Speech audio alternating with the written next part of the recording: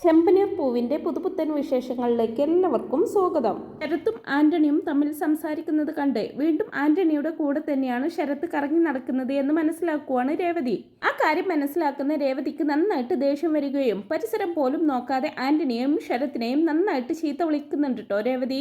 തന്നെ ഒരു കുടിയനും തമ്മാടിയുമാണ്, അതിന്റെ കൂടെ എന്റെ അനിയനെയും കൊണ്ടുപോയി നശിപ്പിക്കണോ എന്നൊക്കെ ചോദിച്ചിട്ടായിരിക്കും നടു റോട്ടിൽ വെച്ച് ആന്റണിയെ ചീത്ത വിളിക്കുന്നത്. അങ്ങനെ നടു റോട്ടിൽ വെച്ച് രേവതി തന്നെ ചീത്ത വിളിച്ചത് ആന്റണിക്ക് സഹിക്കാവുന്നതിനും അപ്പുറമായിരിക്കും. അപമാന ഭാരത്താൽ രേവതിയുടെ മുമ്പിൽ തല കുനിഞ്ഞു പോവുകയാണ് രേവതിയുടെ.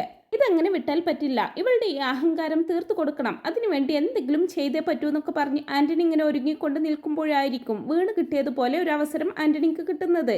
അങ്ങനെ അവസരം കാത്തിരുന്ന ആന്റണിയുടെ മുമ്പിലേക്ക് സച്ചിയാണ് വന്ന് പെടുന്നത്. സച്ചി പതിവ് പോലെ ട്രിപ്പ് പോയിക്കൊണ്ടിരിക്കുകയായിരിക്കും. അന്ന് ആ 500 മാലക്ക് ഓർഡർ തന്ന ആ പാർട്ടി പ്രവർത്തകരായിരിക്കും കേട്ടോ സച്ചിയുടെ കാറിൽ പോയിക്കൊണ്ടിരിക്കുന്നത്. അവരങ്ങനെ ബാറിലേക്ക് പോകണമെന്നും പറഞ്ഞുകൊണ്ട് അവരെ ബാറിൽ കൊണ്ടുപോയി വിടുന്നുണ്ട്. സച്ചിയോട് അവിടെ കുറച്ചു നേരം വെയിറ്റ് ചെയ്ത് നിൽക്കാനും പറയുന്നുണ്ട്. ഒരു കമ്പനിക്ക് വേണ്ടി അവർ സച്ചിയെ കുറെ നിർബന്ധിക്കുന്നുണ്ടെങ്കിലും വേണ്ട, ഞാൻ ഈ ട്രിപ്പ് പോകുന്ന സമയത്തൊന്നും കുടിക്കാറില്ല, പ്രത്യേകിച്ച് പകല് തീരെ കുടിക്കാറില്ല എന്നൊക്കെ പറഞ്ഞു ഒഴിഞ്ഞു മാറുവാണ് സച്ചി.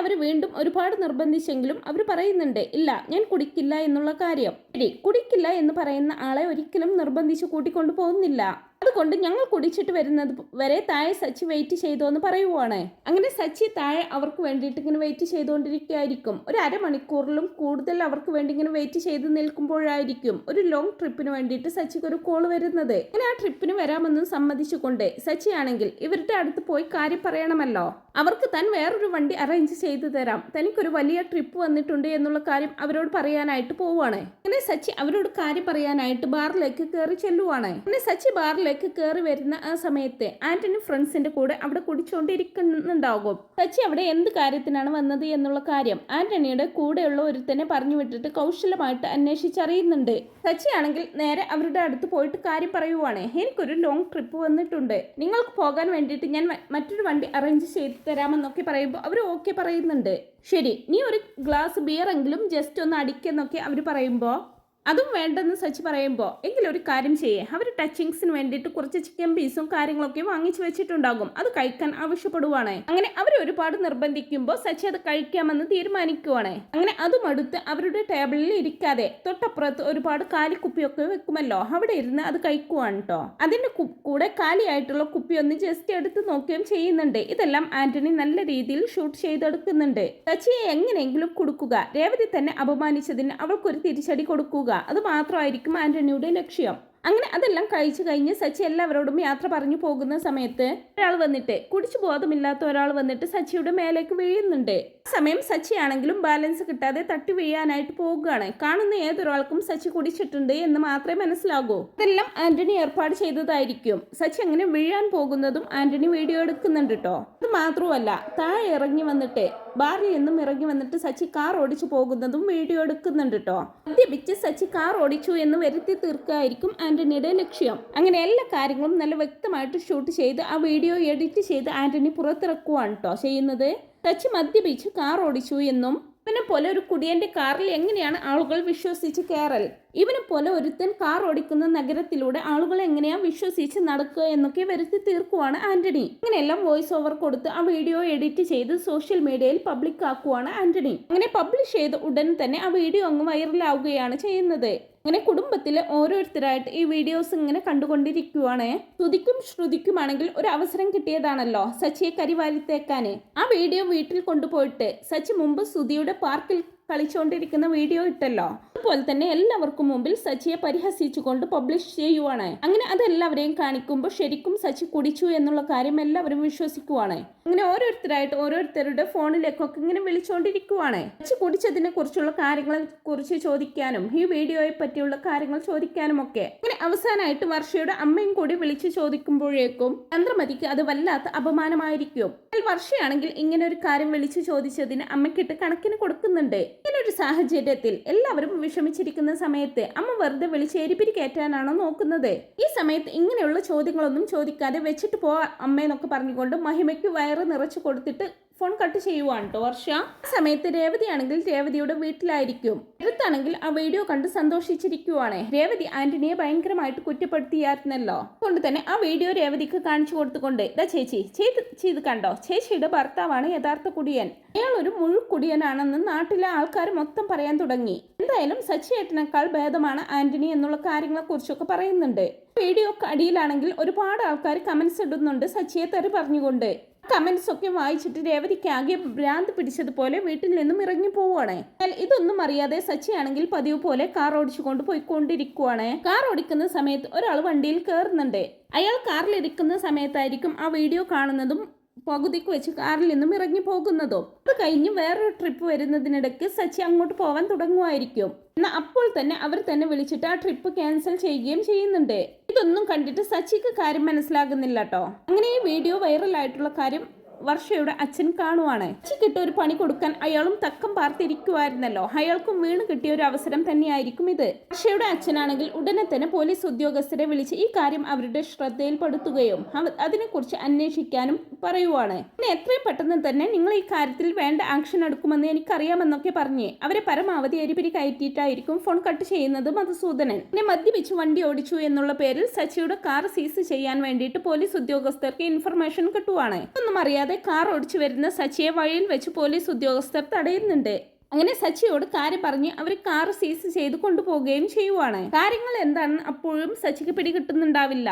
ആ സമയം പോലീസ് ഉദ്യോഗസ്ഥരിൽ ഒരാളും എന്താ കാര്യമെന്ന് വ്യക്തമായിട്ട് സച്ചിക്ക് കാണിച്ചു കൊടുക്കുന്നുണ്ട്. എന്നെ കാർ സീസ് ചെയ്ത് കൊണ്ടുപോകുന്നതും സച്ചിക്ക് അത് സഹിക്കാൻ പറ്റുന്നില്ല. അതിന്റെ കൂടെ ഇങ്ങനെ ഒരു വീഡിയോ ആരാ പുറത്തിറക്കിയത് എന്നും അത്ര ആലോചിച്ചിട്ടും സച്ചിക്ക് പിടികിട്ടുന്നുണ്ടാവില്ല. സച്ചി വളരെ സങ്കടത്തോടെ വീട്ടിലേക്ക് വരുവാണ്. വീട്ടിൽ അപ്പോഴേക്കും വലിയൊരു കോലാഹലം കഴിഞ്ഞിട്ടുണ്ടാകും. സച്ചി വന്നിട്ട് താൻ കുടിച്ചിട്ടില്ലെന്നും പറഞ്ഞ് തന്റെ ഭാഗം പരമാവധി ന്യായീകരിക്കാൻ ശ്രമിച്ചിട്ട് രവീന്ദ്രൻ പോലും അത് വിശ്വസിക്കില്ല. ശരിക്കും സച്ചി കുടിച്ചു എന്നുള്ള രീതിയിലാണ് ആ വീഡിയോ കാണുന്ന എല്ലാവർക്കും മനസ്സിലാവുക. എല്ലാവരും അത് തന്നെയായിരിക്കും വിശ്വസിക്കുക. സച്ചിയുടെ വാക്കിന് ആരും ഒരു വില കൊടുക്കുന്ന പോലും ഉണ്ടാവില്ല. പോലീസ് ഉദ്യോഗസ്ഥരാണെങ്കിലും വണ്ടി സീസ് ചെയ്യുന്നതിന് മുമ്പ് സച്ചി കുടിച്ചിട്ടുണ്ടോ ഇല്ലയോ എന്നുള്ള കാര്യം പോലും നോക്കിയിട്ടുണ്ടാവില്ല. ഇങ്ങനെ വീട്ടിലെത്തി കാര്യം പറയുമ്പോൾ രേവതി അടക്കം ആരും തന്നെ സച്ചിയെ വിശ്വസിക്കാൻ കൂട്ടാക്കുന്നില്ല കേട്ടോ. കാരണം സച്ചി മുമ്പേ കുടിക്കുന്ന ഒരാളായതുകൊണ്ട് സച്ചി കുടിച്ചു എന്ന് തന്നെയാണ് അവരെല്ലാവരും വിശ്വസിക്കുന്നത്. ഈ അവസരത്തിലാണെങ്കിൽ ചന്ദ്രമതിയും സുധിയും ശ്രുതിയും എല്ലാവരും കൂടി ചേർന്നിട്ട് രേവതിയെയും നല്ലവണ്ണം കുറ്റപ്പെടുത്തുന്നുണ്ട്. ശ്രുതി പറയുന്നുണ്ട് സച്ചി എന്ത് തന്നെ ചെയ്തു കഴിഞ്ഞാലും ഒരിക്കലും അതിനെ രേവതി ചോദ്യം ചെയ്യാറില്ല. ഇതിനും സച്ചിക്ക് വളം വെച്ച് കൊടുക്കുവാണ് രേവതി ചെയ്യുന്നത്. അതുകൊണ്ടാണ് സച്ചി ഇങ്ങനെയാവുന്നതെന്നൊക്കെ പറഞ്ഞ് രേവതിയെ നന്നായിട്ട് കുറ്റപ്പെടുത്തുന്നുണ്ട് ശ്രുതിയും. എന്തായാലും സ്വയം നന്നാവാതെ ഇനി ഞങ്ങളെയൊന്നും നന്നാക്കാൻ വന്നേക്കരുതെന്നും ഞങ്ങളുടെ കാര്യത്തിൽ അനാവശ്യമായിട്ട് ഇടപെടരുത് എന്നൊക്കെ വളരെ മോശമായിട്ടുള്ള രീതിയിൽ പറയുന്നുണ്ട് ശ്രുതി. എല്ലാവരുടെയും കുത്തുവാക്ക് സഹിക്കാൻ വയ്യാതെ രേവതി അടുക്കളയിൽ വന്നിങ്ങനെ കരഞ്ഞുകൊണ്ടിരിക്കുമ്പോൾ സച്ചി വന്നിട്ട് പറയുന്നുണ്ട് രേവതി നീ എങ്കിലും എന്നെ വിശ്വസിക്കേ, സത്യമായിട്ടും ഞാൻ കുടിച്ചിട്ടില്ല എന്നുള്ള കാര്യമൊക്കെ. പക്ഷെ രേവതി അതൊന്നും വിശ്വസിക്കുന്നില്ല. അങ്ങനെ തന്നെ ആരും വിശ്വസിക്കാതിരിക്കുമ്പോൾ സച്ചിക്ക് അത് ഭയങ്കര വിഷമമാവുന്നുണ്ട് കേട്ടോ. എല്ലാവരും സച്ചിയോട് മിണ്ടാതെ നടക്കുമായിരിക്കും. സച്ചി കാർ എടുക്കാനായിട്ട് പിറ്റേ ദിവസം പോലീസ് സ്റ്റേഷനിലേക്ക് പോകുന്നുണ്ടെങ്കിലും കാർ കോടതിയിൽ വെച്ചിട്ട് മേടിച്ചോളാൻ പറഞ്ഞിട്ട് പോലീസുകാരും സച്ചിയെ പരമാവധി അപമാനിക്കുന്നുണ്ട്. അങ്ങനെ സച്ചിക്ക് ആകെ കൂടെ സങ്കടമായിരിക്കും. സച്ചിയെ വിശ്വസിക്കുന്നത് മഹേഷും കൂട്ടുകാരും മാത്രമായിരിക്കും. അവർ പലതും പറഞ്ഞ് സച്ചിയെ പരമാവധി ആശ്വസിപ്പിക്കുന്നുണ്ടെങ്കിലും സച്ചിക്ക് തന്നെ കാർ നഷ്ടപ്പെട്ട വിഷമം വിട്ടുമാറില്ല. അങ്ങനെ രേവതി പൂ കൊടുക്കാൻ പോകുന്ന സമയത്ത് മഹേഷ് രേവതിയെ കണ്ട് ഈ കാര്യത്തെക്കുറിച്ച് സംസാരിക്കുന്നുണ്ട്. മഹേഷ് എല്ലാ കാര്യങ്ങളും പറയുന്നുണ്ടെങ്കിലും രേവതി അതൊന്നും വിശ്വസിക്കുന്നില്ല. രേവതി പറയുന്നത് സച്ചിയേട്ടൻ കുടിച്ചോണ്ടിരുന്ന ഒരാൾ തന്നെയായിരുന്നു. സച്ചിയേട്ടൻ മാത്രമല്ല നിങ്ങളെല്ലാവരും കൂടി ചേർന്നിട്ടാണ് കുടിക്കുന്നത്. കൊണ്ട് തന്നെ നിങ്ങൾ ഒരിക്കലും അദ്ദേഹത്തെ ഒറ്റ കൊടുക്കുന്ന രീതിയിൽ സംസാരിക്കില്ലല്ലോ എന്നൊക്കെ സംസാരിച്ച് മഹേഷിന്റെ വാക്കുകൾക്കും വില കൊടുക്കുന്നില്ല കേട്ടോ രേവതി ആദ്യം. എന്നാൽ സച്ചി വീണ്ടും വന്നിട്ട് രേവതിയോടായിട്ട് താൻ അങ്ങനെ ഒരു കാര്യം ചെയ്തിട്ടില്ലെന്ന് ഉറപ്പിച്ച് പറയുമ്പോൾ രേവതിക്ക് എന്തോ സംശയം തോന്നുവാണ്. അത് ശരിയാണോ തെറ്റാണോ എന്നുള്ള കാര്യം മനസ്സിലാക്കണമല്ലോ. ആരുടെ ഭാഗത്താണ് ശരി എന്നുള്ള സത്യം മനസ്സിലാക്കണമല്ലോ. അതുകൊണ്ട് തന്നെ സച്ചിയേട്ടൻ പറഞ്ഞതിൽ എന്തെങ്കിലും കാര്യമുണ്ടോ എന്ന് അറിയാൻ വേണ്ടി രേവതി അതിനുവേണ്ടി ഇറങ്ങി പുറപ്പെടുവാണ് കേട്ടോ. പിന്നെ പിറ്റേ ദിവസം രാവിലെ തന്നെ ബാറിന്റെ കാര്യങ്ങളും ഡീറ്റെയിൽസും ഒക്കെ അന്വേഷിച്ച് രേവതി ബാറിലേക്ക് കയറി ചെല്ലുന്നുണ്ട്. അവിടെ ചെന്നിട്ട് അവിടുത്തെ ഓണറെ കാണുകയും അവിടെ ചെന്നിട്ട് സംഭവിച്ച കാര്യങ്ങളൊക്കെ ഇങ്ങനെ സംസാരിക്കുമ്പോൾ ഈ ഒരു വീഡിയോ കാരണം ഞങ്ങളുടെ ബാറിന് കൂടി ചീത്തപ്പേരായി കൊണ്ട് ഇയാൾ പോകാൻ നോക്കെന്നൊക്കെ പറഞ്ഞ് രേവതിയോട് ദേഷ്യത്തിലാണ് കേട്ടോ അയാൾ സംസാരിക്കുന്നത്. എന്നാൽ രേവതി പറയുവാണ് സർ ഒന്ന് മനസ്സിലാക്കണം, എന്റെ ഭർത്താവ് കുടിച്ചിട്ടില്ല എന്നാണ് ഉറപ്പിച്ച് പറയുന്നത്. എന്റെ ഭർത്താവിന്റെ വാക്കിനെ ഞാനും വിശ്വസിക്കുന്നുണ്ട്. പക്ഷെ അത് തെളിയിക്കണമെന്നുണ്ടെങ്കിൽ ഒരേ ഒരു മാർഗം മാത്രമേ നമ്മുടെ മുമ്പിലുള്ളൂ. ഇവിടുത്തെ CCTV ദൃശ്യങ്ങൾ എനിക്ക് കാണണമെന്നൊക്കെ പറയുമ്പോൾ മോളെ ദയവ് ചെയ്ത് ഞങ്ങളെ ഉപദ്രവിക്കരുത്. ഈ ഒരു പ്രശ്നത്തിന്റെ പേരിൽ ഞങ്ങൾ ഒരുപാട് കഷ്ടപ്പെട്ടിട്ടുണ്ട്. ഞങ്ങളെ ഇതിലേക്ക് വലിച്ചയച്ചിട്ട് ഞങ്ങളുടെ ഉള്ള കച്ചവടം കൂടി പൂട്ടിക്കരുത്. അതുകൊണ്ട് തൽക്കാലം മോളിപ്പോയി ഇവിടുന്ന് പോന്നൊക്കെ പറയുമ്പോ സാർ എന്നെ ഒരു മകളെ പോലെ കാണണമെന്നും സാറിന്റെ മകൾക്കാണ് ഇങ്ങനെ ഒരു അവസ്ഥ വന്നതെങ്കിൽ സാർ എന്തായിരിക്കും ചെയ്യുക? ദയവ് ചെയ്ത് സാർ എനിക്ക് വേണ്ടി ആ ദിവസത്തെ ദൃശ്യങ്ങൾ കാണിച്ചു തരണം എന്നൊക്കെ പറഞ്ഞ് അയാളുടെ കാല് പിടിച്ച് സമ്മതിച്ചെടുക്കുവാണ് രേവതി. അങ്ങനെ താഴ്മയോട് പറയുമ്പോൾ അയാൾക്ക് മനസ്സലിവ് തോന്നുവാണ്. ഇങ്ങനെയൊക്കെ പറയുന്ന മോളോട് എനിക്ക് എതിരൊന്നും പറയാൻ പറ്റാത്ത അവസ്ഥയാണല്ലോ. എന്തായാലും മോൾ ഇത്രയും കഷ്ടപ്പെട്ടിട്ട് സ്വന്തം ഭർത്താവിന് വേണ്ടിയിട്ട് ഇവിടെ വരെ വന്നതല്ലേ, അതുകൊണ്ട് അന്നത്തെ CCTV ദൃശ്യങ്ങൾ ഞാൻ കാണിച്ചു തരാം. കൊണ്ട് മോൾക്ക് എന്തെങ്കിലും ഗുണകരമായ കാര്യങ്ങൾ കിട്ടുവാണെങ്കിൽ കിട്ടട്ടെ എന്നൊക്കെ പറഞ്ഞ് അയാൾ CCTV ദൃശ്യങ്ങൾ കാണിച്ചു കൊടുക്കുന്നുണ്ട് രേവതിക്ക്. അങ്ങനെ ഒരു സ്റ്റാഫിന്റെ കൂടെ രേവതിയെ പറഞ്ഞയക്കുകയും എന്നിട്ട് അന്നേ ദിവസത്തെ CCTV ദൃശ്യങ്ങൾ കാണിച്ചു കൊടുക്കുകയും ചെയ്യാണ് കേട്ടോ. വീഡിയോ കാണുന്നതും രേവതി അങ്ങ് ഞെട്ടുന്നുണ്ട്. അതിനകത്ത് സച്ചി കുടിച്ചിട്ടില്ല എന്നുള്ളത് വ്യക്തമായിട്ട് കാണുന്നുണ്ട്. സച്ചി മദ്യത്തിന്റെ ബോട്ടിൽ അവർക്ക് തുറന്നു കൊടുക്കുന്നുണ്ട് എന്നല്ലാതെ സച്ചി കുടിച്ചിട്ടില്ലെന്നും സച്ചി ഇരുന്നതിന്റെ അടുത്തുണ്ടായിരുന്ന കുപ്പി കാലിക്കുപ്പിയാണ്, അത് ജസ്റ്റ് സച്ചി ഒന്ന് എടുത്തു നോക്കിയിട്ടുള്ളതായിട്ടും CCTVയിൽ നല്ല വ്യക്തമായിട്ട് കാണുന്നുണ്ട്. മാത്രമല്ല ഇതെല്ലാം അവിടെ ഇരുന്ന് ആന്റണി വീഡിയോ എടുക്കുന്നതും അതിൽ നല്ല വ്യക്തമായിട്ട് കാണുന്നുണ്ട്. പിന്നെ ആ ദൃശ്യങ്ങളിലുള്ള വീഡിയോ എടുക്കുന്ന ആളെ നിങ്ങൾക്കറിയോ എന്ന് അവിടുത്തെ സ്റ്റാഫ് ചോദിക്കുമ്പോൾ ഇവൻ ഓൾറെഡി എന്റെ സച്ചിയേട്ടനോട് ദേഷ്യമുള്ള ആളാണ്, ഇത് ഞങ്ങളെ തകർക്കാൻ വേണ്ടി അവൻ മനഃപൂർവ്വം ഒപ്പിച്ച പണിയാണെന്നൊക്കെ പറയുന്നുണ്ട്. പിന്നെ രേവതിയാണെങ്കിൽ ആ ക്ലിപ്പ് എടുത്ത് ശ്രീകാന്തിന്റെ ഫോണിലേക്ക് അയച്ചു കൊടുക്കുവാണ് കേട്ടോ. തുടർന്ന് ശ്രീകാന്തിനോട് ഉടനെ തന്നെ സച്ചി കാർ പാർക്ക് ചെയ്യുന്ന ഷെഡ് ഉണ്ടല്ലോ അവിടേക്ക് വരാൻ പറയുന്നുണ്ട്. രേവതി എത്തുന്നതിന് മുമ്പായിട്ട് ശ്രീകാന്താണ് കേട്ടോ അവിടേക്ക് എത്തുന്നത്. ശ്രീകാന്തും നമ്മുടെ സച്ചി എന്ന കാര്യങ്ങളൊക്കെ പറഞ്ഞപ്പോൾ വിശ്വസിച്ചിട്ടുണ്ടായിരുന്നില്ല. പക്ഷെ ശ്രീകാന്ത് തന്റെ അരികിലേക്ക് വരുന്നത് കുറച്ച് സന്തോഷത്തോടു കൂടിയാണല്ലോ. എന്താ ശ്രീകാന്ത് നീ ഇവിടെ? ഞാൻ പറഞ്ഞത് നീയും വിശ്വസിച്ചില്ലല്ലോ എന്നൊക്കെ സങ്കടത്തോടു കൂടി സച്ചി ചോദിക്കുമ്പോൾ എൻ്റെ അടുത്ത് രേവതി ഏടത്തിയാണ് ഇങ്ങോട്ട് വരാൻ പറഞ്ഞത്. എന്തായാലും സച്ചി ഏട്ടന് സന്തോഷമാവുന്ന ഒരു കാര്യം ചെയ്തിട്ടാണ് ഏടത്തി വരുന്നത് എന്നുള്ള കാര്യമൊക്കെ ഇങ്ങനെ പറയുമ്പോൾ എന്താന്ന് ചോദിക്കുവാണ് കേട്ടോ സച്ചി. അപ്പോഴേക്കും രേവതി അവിടേക്ക് എത്തുന്നുണ്ട്. രേവതി ഓടി വന്ന് സച്ചിയെ കെട്ടിപ്പിടിച്ച് കരയുവാണ് കേട്ടോ. എന്നിട്ട് സച്ചിയുടെ അടുത്ത് അന്ന് അവിടെ വെച്ച് സംഭവിച്ച കാര്യങ്ങൾ കറക്റ്റ് ആയിട്ട് പറഞ്ഞു കൊടുക്കുവാണ്. പറയുക മാത്രമല്ല ആ വീഡിയോയും സച്ചിക്ക് കാണിച്ചു കൊടുക്കുന്നുണ്ട്. അപ്പൊ ഇത് മനഃപൂർവ്വം ആന്റണി ഒപ്പിച്ച കാര്യമാണെന്നുള്ള കാര്യം എല്ലാവർക്കും മനസ്സിലാവുന്നുണ്ട്. പക്ഷെ ഈ കാര്യം നമ്മൾ മാത്രം അറിഞ്ഞിട്ട് കാര്യമില്ലല്ലോ, ബാക്കിയുള്ളവർ കൂടി അറിയണമല്ലോ. അതായത് സച്ചിയെ തെറ്റിദ്ധരിച്ചു വെച്ചിരിക്കുവല്ലേ എല്ലാവരും. അതിനു വേണ്ടിയിട്ട് സച്ചിക്ക് മനസ്സിൽ എന്താണോ പറയാൻ തോന്നുന്നത് എന്നുള്ള കാര്യം പറഞ്ഞിട്ട് അതൊരു വീഡിയോ പോലെ ശ്രീകാന്ത് റെക്കോർഡ് ചെയ്തിട്ട് സോഷ്യൽ മീഡിയയിൽ പബ്ലിഷ് ചെയ്യുന്നുണ്ട്. സച്ചി പറയുന്ന കാര്യങ്ങൾ അടങ്ങിയ വീഡിയോയും ഈ ഒറിജിനൽ ആയിട്ടുള്ള വീഡിയോയും കൂടെ പബ്ലിഷ് ചെയ്യുന്നുണ്ട്. രണ്ടും കൂടി കാണുമ്പോഴല്ലേ ആൾക്കാർക്ക് കറക്റ്റ് ആയിട്ട് എന്താ സംഭവിച്ചത് എന്നുള്ള കാര്യം മനസ്സിലാകത്തുള്ളൂ. ആ വീഡിയോ സോഷ്യൽ മീഡിയയിൽ ഇടുമ്പോൾ തന്നെ ഓരോരുത്തർക്കായിട്ട് കിട്ടുന്നുണ്ട് കേട്ടോ. കണ്ടവരിങ്ങനെ ഓരോരുത്തർക്കായിട്ട് ഷെയർ ചെയ്ത് കൊടുക്കുന്നുണ്ട്. എല്ലാവരും ആ വീഡിയോ കാണുവാണ്. വിഷമിച്ചിരിക്കുന്ന രവീന്ദ്രന്റെ ഫ്രണ്ടായിട്ടുള്ള അശോകൻ വീഡിയോ അയച്ചു കൊടുക്കുന്നുണ്ട്.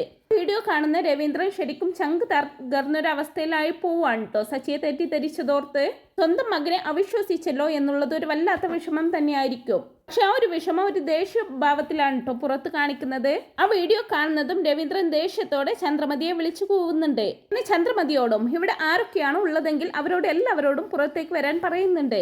സുധിയുടെ അടുത്താണെങ്കിൽ ഈ ഫോണിലുള്ള ഈ വീഡിയോ TV-യിലേക്ക് കണക്ട് ചെയ്യടാ, അങ്ങനെയാണല്ലോ ഇവിടെ എല്ലാവരും എല്ലാം പ്രദർശിപ്പിക്കുന്നത് എന്നുള്ള കാര്യമൊക്കെ പറയുന്നുണ്ട്. പിന്നെ രവീന്ദ്രൻ തന്നെ സച്ചി ഒരു തെറ്റും ചെയ്തിട്ടില്ല എന്നുള്ള കാര്യം, മദ്യപിച്ചിട്ടല്ല സച്ചി വണ്ടി ഓടിച്ചത് എന്ന് തെളിയിക്കുന്ന ആ വീഡിയോ വീട്ടിലെ TV-യിൽ സുധിയെ കൊണ്ട് തന്നെ എല്ലാവർക്കും മുമ്പിൽ പ്രദർശിപ്പിക്കുകയാണ് കേട്ടോ ചെയ്യുന്നത്.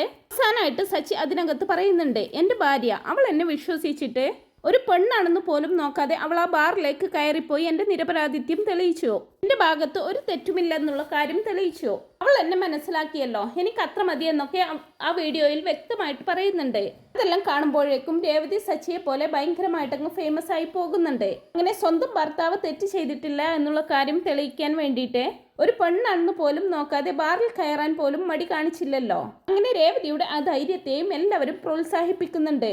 അങ്ങനെയുള്ള കമന്റ്സ് ഒക്കെ ആ വീഡിയോ അടിയിലൂടെ ഇങ്ങനെ വരുവാണ് കേട്ടോ.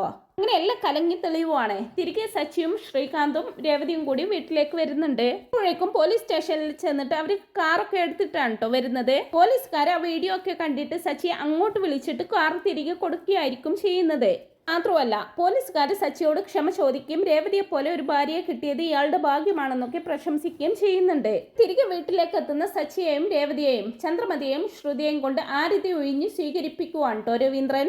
മാത്രമല്ല തന്റെ മകനെ അവിശ്വസിച്ചതിൽ രവിക്ക് ഭയങ്കരമായിട്ട് സങ്കടമാവുകയും കെട്ടിപ്പിടിച്ച് അവനോട് മാപ്പ് ചോദിക്കുകയും ചെയ്യുന്നുണ്ട്. അച്ഛൻ ഒരിക്കലും എന്നോട് മാപ്പ് ചോദിക്കരുത്. അച്ഛൻ എൻ്റെ അടുത്ത് മിണ്ടാതെ നടക്കുന്നതാണ് എനിക്ക് ഏറ്റവും വലിയ വിഷമം. അച്ഛൻ എന്നെ അടിക്കണമെന്നുണ്ടെങ്കിൽ എത്ര വേണമെങ്കിലും അടിച്ചോളൂ, എനിക്ക് ഒരു പ്രശ്നവുമല്ല. പക്ഷെ അച്ഛൻ ഒരിക്കലും എന്നോട് മിണ്ടാതിരിക്കരുത് എന്നൊക്കെ പറഞ്ഞ് അച്ഛനെ കൂട്ടിപ്പിടിച്ച് വളരെയധികം ഇമോഷണൽ ആയിക്കൊണ്ട് കരയൊക്കെ ചെയ്യുന്നുണ്ട് കേട്ടോ സച്ചി. ഇത് മാത്രമല്ല ശ്രുതി അന്ന് പറഞ്ഞിരുന്നല്ലോ സച്ചി എന്ത് തെറ്റ് ചെയ്താലും രേവതി അതിനെ സപ്പോർട്ട് ചെയ്യും, ചോദ്യം ചെയ്യില്ല എന്നൊക്കെ. അതുകൊണ്ടാണ് സച്ചി ഇങ്ങനെ ആയത് എന്നുള്ള കാര്യമൊക്കെ പറഞ്ഞ് രേവതിയെ പരമാവധി കുത്തി നോവിച്ചിരുന്നല്ലോ. അതുപോലെ തന്നെ ചന്ദ്രമതിയും ഒരു വാക്ക് പറഞ്ഞിരുന്നു. ഒരു മുഴുക്കുടിയന്റെ ഭാര്യയാണ് രേവതി എന്നുള്ള കാര്യം പറഞ്ഞുകൊണ്ട് അവളെ അപമാനിച്ചിരുന്നു. അതിനെല്ലാം പകരം വീട്ടുവാണ് രേവതി. ആദ്യം തന്നെ ചന്ദ്രമതിയുടെ അരികിലേക്ക് ചെന്നിട്ട് രേവതി പറയുന്നുണ്ട്, അമ്മക്കിപ്പോ കാര്യം മനസ്സിലായല്ലോ, ഇനി എന്നെ ആരും കുടിയന്റെ ഭാര്യയാണെന്ന് വിളിക്കില്ലല്ലോ. ഇനി അമ്മ വിളിച്ചാലും എനിക്കതൊരു പ്രശ്നവുമല്ല. കാരണം ഈ ലോകത്തിലുള്ള എല്ലാവർക്കും അറിയാം സച്ചിയേട്ടൻ ഒരു തെറ്റും ചെയ്തിട്ടില്ലെന്ന്. അത് മതി എന്നൊക്കെ ഇങ്ങനെ രേവതി പറയുമ്പോ ചന്ദ്രമതിക്ക് ഒന്നും മിണ്ടാനാവുന്നില്ല. കല്ല് കടിച്ച് ദേഷ്യം അമർത്തി ചന്ദ്രമതി ഇങ്ങനെ ഒന്നും മിണ്ടാതെ നിൽക്കുവാണ്. അത് കഴിഞ്ഞ് രേവതി ശ്രുതിയുടെ അരികിലേക്ക് ചെന്നിട്ട് പറയുന്നുണ്ട്, എന്റെ ഭർത്താവ് ഒരു തെറ്റും ചെയ്തിട്ടില്ല. അങ്ങനെ തെറ്റ് ചെയ്യാത്ത എന്റെ സച്ചിയേട്ടനെ ഞാൻ ചോദ്യം ചെയ്യേണ്ട ആവശ്യമില്ലല്ലോ. ഇപ്പൊ ശ്രുതിക്ക് ഏകദേശം കാര്യമൊക്കെ മനസ്സിലായി കാണുമല്ലോ എന്നൊക്കെ പറഞ്ഞ് അവളെയും പരിഹസിക്കുന്നുണ്ട്. ഇപ്പോഴേക്കും ചന്ദ്രമതിയാണെങ്കിൽ നീ എന്തിനാ അവളുടെ അടുത്ത് അങ്ങനെയൊക്കെ പറയുന്നത്? അന്നൊരു ദിവസം അവൻ കുടിച്ചിട്ടില്ല എന്ന് കരുതി എന്നേക്കുമായിട്ട് അവൻ കുടി നിർത്തിയിട്ടില്ലല്ലോ എന്നൊക്കെ പറഞ്ഞ് ശ്രുതിയെയും കൂട്ടി നൈസായിട്ട് അവിടുന്ന് എസ്കേപ്പ് ആവാണ് കേട്ടോ ചന്ദ്രമതി. അങ്ങനെ ചന്ദ്രമതിയുടെ സംസാരം കേൾക്കുമ്പോൾ ശ്രീകാന്ത് ചോദിക്കുന്നുണ്ട്, സച്ചിയേട്ടൻ്റെ മേൽ തെറ്റില്ല എന്നുള്ള കാര്യം അറിഞ്ഞിട്ടും അമ്മ എന്താ ഇങ്ങനെയൊക്കെ സംസാരിച്ചിട്ട് പോകുന്നത്? ഇങ്ങനെ ചോദിക്കുമ്പോൾ അത് നിനക്കറിയില്ലേ, സച്ചിയുടെ മേൽ തെറ്റില്ല എന്നറിഞ്ഞാൽ പോലും അവൾ ഇങ്ങനെയല്ലേ പറയൂ. ആ സ്ഥാനത്ത് ശ്രുതിയാണെങ്കിൽ അതിന് തെറ്റ് ചെയ്തിട്ടായാൽ പോലും അവൾ അതെങ്ങനെയെങ്കിലും മറക്കാനേ നോക്കൂ. എന്തായാലും നിങ്ങളൊക്കെ നിങ്ങളുടെ ജോലി ചെയ്യാൻ നോക്ക്. സച്ചിയും രേവതിയും പോലീസ് സ്റ്റേഷനിലും അവിടെയും ഇവിടെയും ഒക്കെ ആയിട്ട് കറങ്ങി തിരിഞ്ഞു വന്നതല്ലേ. കുളിച്ച് പ്രാർത്ഥിച്ച് ഭക്ഷണം കഴിച്ച് പോയി കിടക്കാൻ നോക്കെന്നൊക്കെ പറഞ്ഞ് രവീന്ദ്രൻ എല്ലാവരെയും പറഞ്ഞയക്കുവാണ്.